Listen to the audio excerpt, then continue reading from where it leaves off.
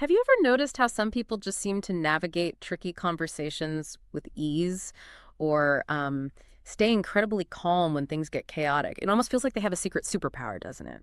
Well, it turns out they might just be flexing their emotional intelligence. And it's not just about being nice. The research even suggests a surprising link between a physician's emotional intelligence and their risk of malpractice claims. Today, we're taking a deep dive into this fascinating concept, unlocking your emotional intelligence. That's right. And what's truly fascinating here, I think, is that emotional intelligence isn't some fixed trait you're born with, like eye color. It's actually a dynamic set of skills, learnable skills. Yeah. And understanding them, really getting them, can unlock significant benefits in, well, every part of your life. Exactly. So, our mission for this deep dive is pretty clear. We're going to unpack what emotional intelligence truly is, explore why it matters so much in our daily lives, and then, most importantly, show you how proven therapeutic approaches can help you cultivate and strengthen these vital skills. Okay, so let's unpack this a bit. What exactly is emotional intelligence? We hear the terms EI or EQ thrown around all the time, but what do they really mean for us? Yeah, good question. Simply put, emotional intelligence refers to your ability to recognize and manage emotions, both your own and those of other people. Think of it as being truly aware of what you and those around you are feeling and understanding why those emotions are happening, and then using that understanding to guide your thoughts and actions. Someone with high emotional intelligence can identify emotions, use that emotional information to solve problems, and regulate emotions both in themselves and in their social interactions. Okay, so it's not just one single thing. It's more like a combination of interconnected abilities. That makes so much sense. I remember reading that our understanding of intelligence itself has really evolved over time. Precisely. The research usually describes EI as a combination of several core skills. These include self-awareness, that's knowing what you're feeling and why, self-regulation, or emotional regulation, which is about managing those feelings. Then there's motivation, driving yourself towards goals, Hmm. empathy, understanding and sharing the feelings of others, and finally, social skills, which covers how you interact and build relationships. And it's really crucial to remember this isn't like IQ, right, which tends to stay relatively constant. Emotional intelligence is genuinely learned and learnable. It's a set of skills that can develop significantly over time. It sounds like a complex skill set, but wow, incredibly valuable. I know the term emotional intelligence itself is relatively modern. I mean, popularized by figures like Daniel Goleman. But the idea that emotional understanding is a form of intelligence, that goes back decades, right? Indeed, it does. That historical progression really highlights a developing scientific consensus. Emotional processing isn't just some byproduct of cognition. It's a distinct, measurable form of intelligence. For instance, the Mayer and Solovey ability model, it breaks EI down into four specific branches: perceiving emotions, using emotions to facilitate thinking, understanding emotions, and managing emotions. And other influential models, like Goleman's you mentioned, further popularize how these emotional skills connect to overall success in life. Okay, so here's where it gets really interesting. Why should you, our listener, actually care about this? What's the real world impact of having high emotional intelligence? Well, if we connect this to the bigger picture, the impact is pervasive. It really reaches far beyond just feeling good. Take the medical field, for example. Some fascinating research reviewed the association of emotional intelligence with malpractice claims. It noted that a physician's EI can profoundly influence the patient-physician relationship. And the strength of that relationship, not just, medical error, can play a significant role in whether a patient decides to pursue legal action. Identifying physicians with lower EI and providing specific training has actually been shown to improve both their emotional intelligence and patient satisfaction, which suggests, well, an indirect negative correlation between a physician's EI and their litigation risk. Wow, that's a powerful and honestly surprising connection. And it's not just in high stakes professions like medicine either, is it? In your everyday life, the research clearly shows that people with higher emotional intelligence generally cope better with stress. They experience more positive moods and report greater overall life satisfaction. It makes sense. They tend to have lower levels of stress, higher levels of happiness, which translates to better mental and physical health outcomes. In fact, some studies suggest that higher emotional intelligence is linked to lower avoidant coping, leading to higher well-being and lower ill-being, including less depression, anxiety, and stress.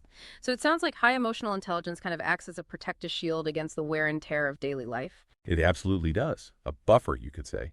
And it also dramatically impacts relationships. Massively. High EI individuals, they excel at forming and sustaining healthy connections. They show greater relationship quality and more constructive ways of handling conflicts. They're just more attuned to emotional cues, they empathize more easily, and they're skilled at communication and listening, all of which helps resolve disagreements peacefully. Conversely, lower emotional intelligence can make daily interactions much, much more challenging, leading to misunderstandings or unnecessary conflicts. I was just watching a show, Nobody Wants This on Netflix, and it struck me as a fantastic, really relatable example of this in action. The main characters, Brody and Belle, they demonstrated incredible emotional intelligence, I thought. They were aware of their feelings, why they felt them, even with really difficult topics like faith differences or past relationships. Belle, for instance, she started to get dysregulated. Her emotions felt overwhelming, kind of out of control when she learned about Brody seeing his ex. But instead of just storming off, she paused. She asked questions. She allowed him to respond, which clearly helped her self-regulate in that moment. And they also showed strong interpersonal skills, communicating honestly and respectfully through obstacles, which is just, well, such a refreshing change from the usual drama we often see on screen. It's a great example of how self-awareness, self-regulation, and strong interpersonal skills directly translate into healthier, more mature connections. That's a perfect real-world illustration, absolutely. And beyond personal life, emotional intelligence is a massive asset in academic and professional settings too. In the workplace, high EI employees are just better communicators, plain and simple. If they get nervous before a presentation, maybe. They can recognize those nerves, stay in control, and communicate clearly anyway. They handle conflict more effectively too, assessing their feelings before acting, addressing issues from a stable, clear-headed place. And this fosters stronger relationships with colleagues. They respect others' ideas, they're open to collaboration, they offer support when a colleague is upset. And the data totally backs this up. Research indicates that, like, 90% of top performers score highly for emotional intelligence. That's huge. There was a study at a Motorola manufacturing site that even found employees were 93% more productive after undergoing stress management and EQ training. Plus, managers with high emotional intelligence, they're better at giving constructive feedback and retain 70% of their employees for 5 years or more. It really seems like a clear path to career progression. And in academic settings, too, studies on university students reveal that a high level of emotional intelligence is strongly correlated with effective stress coping strategies, helping students navigate the, let's face it, psychological stresses of their academic journey. So, okay, what does all this mean for us then? If emotional intelligence is so important and if it's truly a learnable skill, how do we actually build it? This is where professional support, like therapy, comes in, right? Absolutely. Therapy provides a really safe, structured environment, a place for you to explore your emotions and practice new emotional skills, all under the guidance of a professional. Think of it like a guided workout for your emotional muscles. The research consistently shows that an increase in emotional intelligence over the course of psychotherapy is associated with lower psychological symptoms. And it helps in preserving those positive treatment results long term. It helps them stick. Evidence-based therapies, or EBTs, are a prime example of this. They are structured, research-driven approaches that integrate scientific evidence with a therapist's clinical expertise. And crucially, they're always tailored to your unique needs and preferences. This ensures that treatment is both effective and deeply personal. That emphasis on evidence-based and individualized feels really key. So it's not just, having a chat. It's a precise, scientifically informed process. Can you give some examples of how specific EBTs help enhance emotional intelligence? I'm curious about how these structured approaches specifically target those skills you mentioned earlier, self-awareness, regulation. Certainly. Many therapeutic approaches explicitly target the very same competencies that make up emotional intelligence. Let's look at a few. Cognitive behavioral therapy, CBT, this is a widely used one. It focuses on the powerful connection between your thoughts, feelings, and behaviors. It significantly boosts self-awareness by teaching you to pay attention to your thinking patterns and how they influence your emotions. For example, you learn to identify negative thought patterns, like thinking, I always mess things up. That might be fueling sadness or anger. By reframing or challenging those thoughts, you gain insight into your emotional reactions and develop stronger emotional self-awareness. CBT also provides practical techniques for emotional regulation, like cognitive restructuring, which helps you replace unhelpful beliefs with more balanced thinking, and the research supports its effectiveness.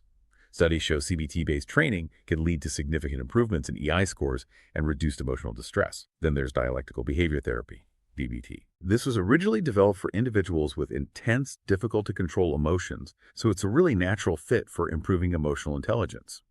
It teaches 4 core skill modules. Mindfulness, for instance, helps you stay present and observe your emotions without judgment, increasing emotional awareness. Distress tolerance equips you to withstand intense emotional experiences without resorting to harmful behaviors, while the emotion regulation module provides concrete strategies to manage and modulate feelings. And finally, interpersonal effectiveness teaches you how to communicate assertively, set healthy boundaries, and navigate conflicts, directly boosting your social skills and empathy. Research has consistently shown DBT can decrease emotion dysregulation and improve mood stability. We also have acceptance and commitment therapy, ACT. This therapy takes a slightly different angle. It teaches you to accept difficult emotions and commit to healthy actions guided by your values. It sounds counterintuitive maybe, but by learning to embrace all thoughts and feelings, even the uncomfortable ones, rather than trying to avoid or suppress them, you paradoxically gain more control. ACT emphasizes mindfulness and psychological flexibility, helping you adapt your thinking and choose responses that align with what truly matters to you. And mindfulness-based interventions, MBIs, like mindfulness-based stress reduction or MBSR. These programs train you to be present with your thoughts and feelings without judgment. This cultivates greater emotional awareness and calm. And by being fully present, you also enhance your empathy, making it easier to tune into what someone else might be feeling. We shouldn't forget psychodynamic therapy either. This more traditional talk therapy delves into unconscious processes and past experiences, often from childhood, to understand their influence on your present emotions and behaviors. By exploring these deeper dynamics, you gain profound self-awareness, which is, as we've said, a crucial first step toward better emotional regulation. This insight can help you understand why certain situations trigger specific emotional reactions, allowing for more conscious and controlled responses. And finally, group therapy and social skills training. These settings uniquely boost the interpersonal aspects of emotional intelligence. In a safe, facilitated environment, you practice sharing feelings, listening to others, reading social cues, responding with empathy. That real-time practice and feedback can significantly improve your social awareness and relationship management skills. Wow, that's a really comprehensive toolkit, a lot of different avenues there. And for those looking to apply these principles, practices like Edward Jenny and Associates are right at the forefront, aren't they? Embracing these evidence-based approaches, offering a direct path to strengthening emotional intelligence. Yes, absolutely. Edward Jenny and Associates offers a unique approach that they describe as doing therapy differently. Uh-huh. They really exemplify how sophisticated assessments can be integrated right into the practice. Their collaborative assessment model helps them get to the root of your issues faster, gain insight into behavioral triggers, understand relationship challenges more fully, providing deeper, you could say, data-driven self-knowledge, which, as we've discussed, is such a cornerstone of emotional intelligence. Right, so it's not just about addressing some things on the surface, but really getting to the core of understanding oneself, which aligns perfectly with building emotional intelligence. It sounds like a truly holistic approach. Precisely. Their process begins by building a safe connection to understand your story, your ambitions, goals, challenges. And from there, they create a deeply individualized plan, focusing on specific strategies and interventions based on that connection between your thoughts, feelings, and what's holding you back. Their ultimate goal is to help you see your best future more clearly. And they offer both in-person therapy at their West Grove, PA location, and telehealth services across all of Pennsylvania, which makes their approach really accessible to many. So as we wrap up this deep dive, it's incredibly clear that emotional intelligence isn't just some desirable trait. It's really a fundamental skill set for a more fulfilling life, impacting everything from your personal well-being and relationships to your academic pursuits and career success. And the exciting takeaway from all this research, I think, is that you are not stuck with whatever level of emotional smarts you started with. Emotional intelligence can absolutely be learned and strengthened through dedicated practice and, crucially, through evidence-based therapeutic interventions like the ones we discussed. So maybe a final thought for our listeners. What's one small step you can take today? Maybe just to check in with your own emotions, or perhaps try to better understand someone else's perspective. Yeah, maybe consider how strengthening your emotional intelligence could truly transform a challenging area in your own life. The path to greater emotional proficiency is accessible, it's achievable, and the benefits, they're profound.